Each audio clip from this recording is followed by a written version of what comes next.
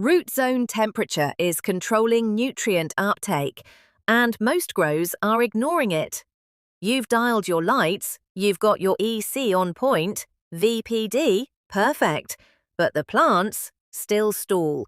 They show calcium issues, they droop in moist pots, they drink inconsistently, they don't respond to feed changes, and your winter grow is underperforming compared to summer.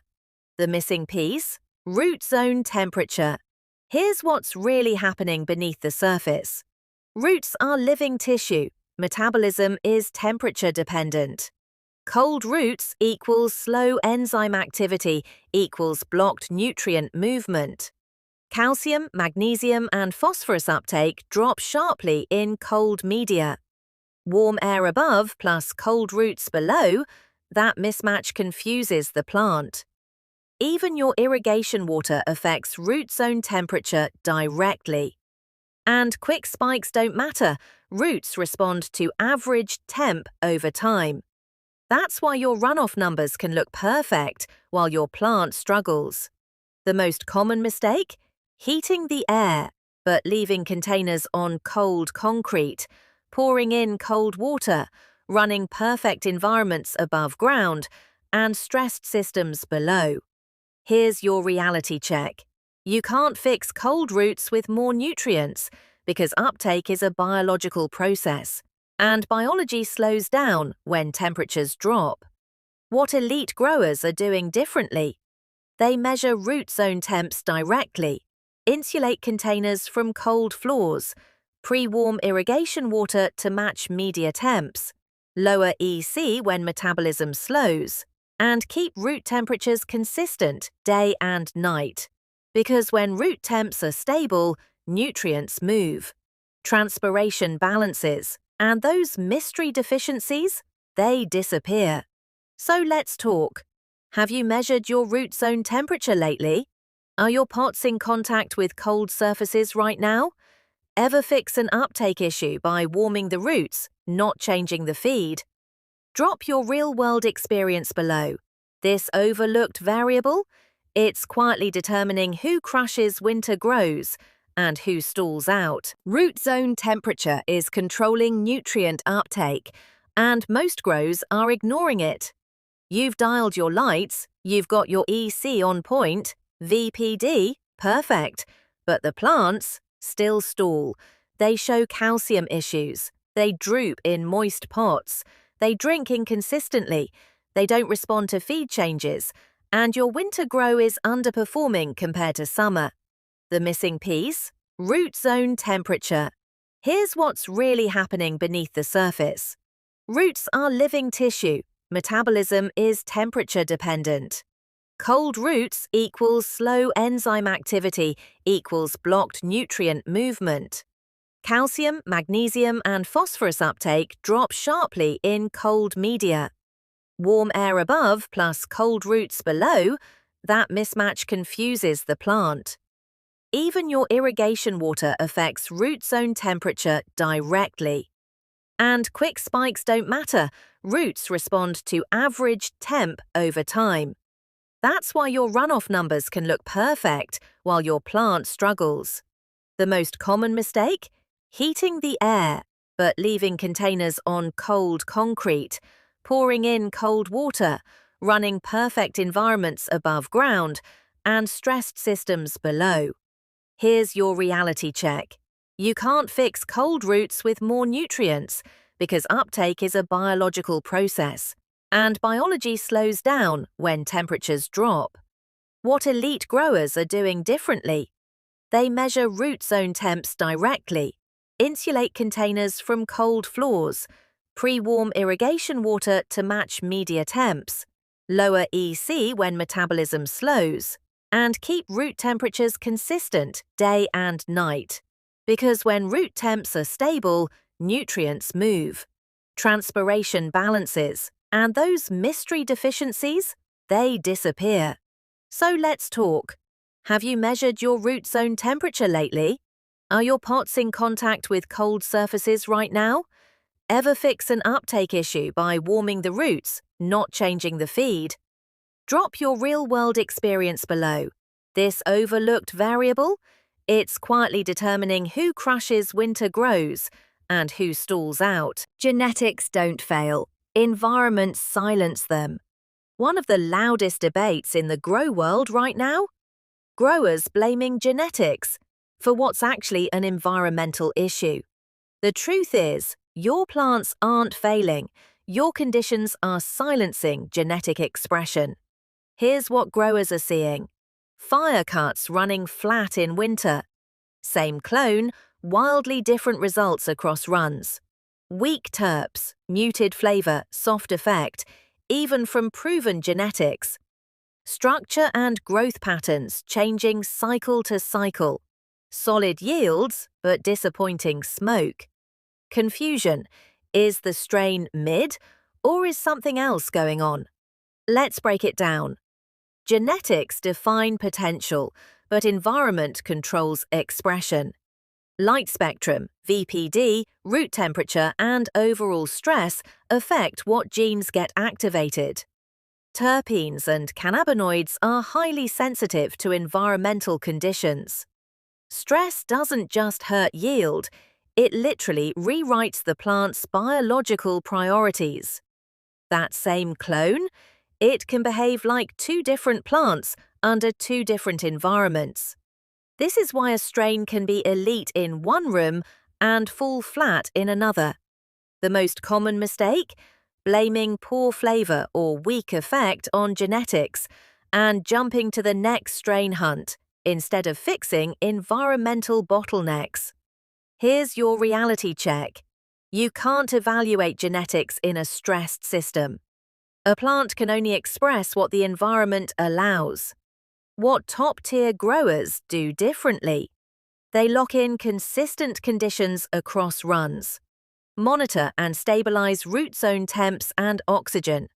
Match VPD to actual leaf temps, not just air. Avoid stacked stress events that confuse hormone signaling. And let plants finish clean without late-stage pressure. Because great genetics don't force greatness, they respond to stability. So let's talk. Have you ever run the same clone and gotten totally different results? What environmental factor changed the outcome the most for you? Do you lock in your grow conditions before judging a cultivar? Drop your real-world experience below, because this one mindset shift, it's saving growers time, money, and years of chasing genetics they already had, but never unlocked. Feed charts don't grow plants. Plants set the feed. One of the biggest mindset shifts happening right now, real growers are realizing feed charts are guidelines, not instructions, and blindly following them, it's causing more harm than help. Here's what growers are actually seeing. Plants burning while following the chart perfectly. Different cultivars reacting wildly to the same EC. Seasonal runs needing less feed than summer cycles. Slower growth despite full-strength nutrients. Runoff EC creeping up while uptake stalls. Deficiencies showing up that are actually caused by excess. Let's break down the plant science. Nutrient uptake is driven by transpiration and metabolism, not numbers on a bottle. When temps, VPD, or root zone activity slows down, so does nutrient demand. Feed the same EC during low demand, salts accumulate. That creates antagonism at uptake sites, blocking calcium, magnesium, and more. Cannabis self-regulates its needs, but charts don't know your plant, your room, or your roots. This is why the same feed schedule works beautifully one run and fails the next. The most common mistake? Trusting the chart blindly and increasing EC when symptoms appear, instead of asking, can the plant actually use what I'm giving it right now? Here's your reality check. Feed charts don't know your cultivar. They don't know your environment. They don't know your root health. But your plant does. What top growers do differently? Adjust EC based on plant behavior, not week number. Feed lighter when metabolism slows. Increase inputs only when demand goes up. Watch drybacks, leaf posture, and transpiration, not just runoff. And let plants earn stronger feeds. Don't force them. Because when feed matches demand, plants stay balanced, roots stay healthy, and problems disappear before they ever show up.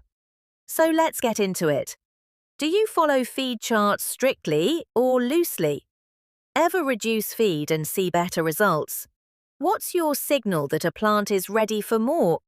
Drop your real-world experience below. This shift, from chart-based feeding to plant-driven growing, it's quietly leveling up growers everywhere. Perfect numbers are hiding real plant stress, and growers are finally starting to see it. Your pH is perfect. Your EC is spot on. Temps and RH in the ideal range. So why are your plants still underwhelming? Here's what growers are actually seeing. Plants that look healthy but lack true vigor. Buds that stack slow even under solid PPFD. Terps that never pop, no matter the inputs.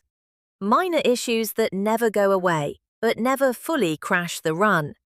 Technically clean grows that feel disappointing at harvest. Let's talk plant science. Cannabis doesn't respond to snapshots, it responds to trends. Your sensors read air, but plants feel leaf temp and root conditions. Runoff can look normal while roots are struggling. VPD can look in range while transpiration is suppressed. And chronic microstress, it doesn't trigger collapse, it limits ambition. The plant doesn't crash, it coasts. It adapts by doing less. That's why these problems feel vague. They are vague because the plant is quietly pulling back. The most common mistake? Chasing perfect numbers and missing the question that really matters. Is the plant actually comfortable? Here's your reality check. Cannabis doesn't reward precision alone, it rewards biological stability. What elite growers do differently? They watch trends, not isolated readings. They prioritize stability over chasing the perfect number. They observe leaf posture, growth rate, and real-time response. They make fewer, slower adjustments. And they trust the plant's feedback more than the dashboard. Because when the environment is consistent, the plant commits, it stacks faster, it expresses louder, it delivers what it's genetically meant to do. So let's talk. Ever run a grow where the numbers were perfect, but the results weren't? What hidden stress did you eventually uncover? Do you adjust based on meters or based on the plant? Drop your experience below. This mindset shift? It's quietly separating average grows from elite ones.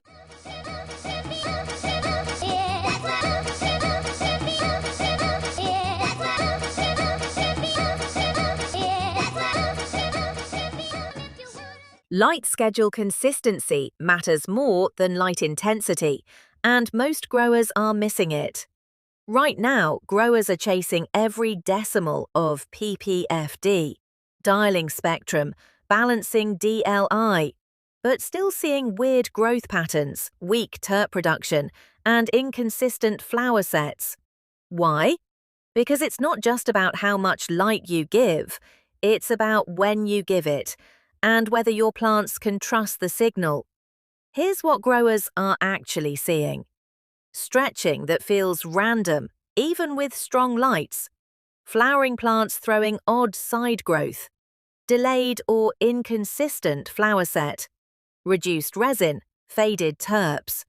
Plants that never fully settle into rhythm. And different results, same strain, same lights, same setup, run to run. Let's dig into the science. Cannabis relies on circadian rhythms to regulate metabolism and flowering. Light on and light off moments control phytochrome signaling, especially the hormone florigen. Inconsistent schedules disrupt this signal. Even tiny drifts, a few minutes a day, can delay or confuse flower initiation. And under LEDs, plants are more sensitive because radiant heat cues are reduced. Stable schedules equals metabolic anticipation, equals smoother transitions and more consistent performance. This is why two identical rooms, same lights, same gear, can produce wildly different outcomes. The most common mistake? Manually adjusting timers, letting light cycles drift just a few minutes, or tweaking the schedule mid-run, especially around flip. Here's your reality check. A perfect PPFD doesn't matter if your plant doesn't trust when day and night begin. Consistency beats intensity. What elite growers are doing differently? Locking light schedules digitally, no manual changes. Avoiding all schedule shifts after flip. Keeping on/off times identical every single day. Planning all light timing before the run starts. And treating timing like a biological signal, not a convenience. Because when light timing is stable, plants sync up their metabolism, flower set becomes uniform, and quality jumps without touching intensity or spectrum. So let's talk. How precise is your light schedule right now? Ever see issues after shifting light timing? Do you lock your schedule or still adjust manually? Drop your real-world experience below, because this invisible variable, it's quietly shaping outcomes in a lot of grows, and it's easy to fix. Too much airflow is stressing plants, not strengthening them. For years we were told, more airflow is always better. But now, especially in winter grows, that advice, it's backfiring. Here's what growers are actually seeing. Leaves canoeing or clawing with no nutrient issue. Plants drinking faster but growing slower. Calcium and magnesium imbalances that won't stabilize. Sudden droop after lights on. Flattened terpenes late flower. And buds drying unevenly right on the plant. What's really going on? Airflow increases transpiration by stripping the leaf's boundary layer.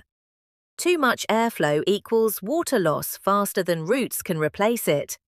That imbalance drops internal pressure and slows cell expansion. Calcium transport becomes erratic. And high airflow volatility speeds up terpene loss through surface evaporation. The plant science is clear. Plants evolved for gentle, circulating air, not constant wind. That's why your setup can look perfect, but your plant still shows stress symptoms that mimic deficiencies. The most common mistake? Pointing fans directly at plants 24/7, especially under LEDs and during low humidity winter conditions. Here's your reality check. Airflow is about refreshing air, not dehydrating plants. More airflow doesn't mean stronger plants. Balanced airflow does. What dialed-in growers are doing instead? Using indirect airflow above and below the canopy. Oscillating fans instead of constant wind blasts. Dropping fan speed or shifting circulation during lights off. Adjusting airflow based on VPD, not habit. And letting the plant choose how it transpires, not forcing it. Because when airflow is balanced, transpiration stabilizes, nutrient movement smooths out, terpenes last longer, and your plants stop fighting invisible stress. So let's talk. How many fans are running in your space right now? Are any blowing directly on the canopy? Ever improve growth just by dialing airflow down instead of up? Drop your real-world experience below. This one overlooked variable? It's quietly affecting yield, flavor, and plant health in more grows than people realize.